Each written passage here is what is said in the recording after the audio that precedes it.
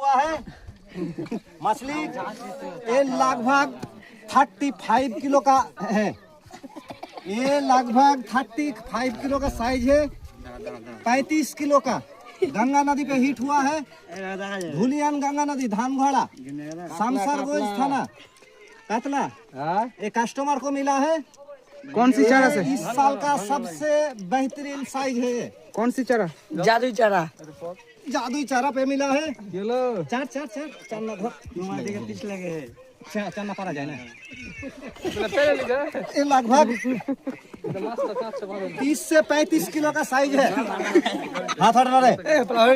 30 से 35 किलो का साइज है। आपको छोड़ दूंगा हमार। आज मैं रेसा बोला था ले लो बोलो जाला कोई तरफ ना। বিরাট বড় মাছ। বিরাট বড় মাছ।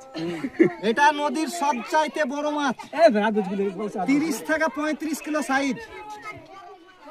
বাস আর পড়া যায় না, পড়া যায় না।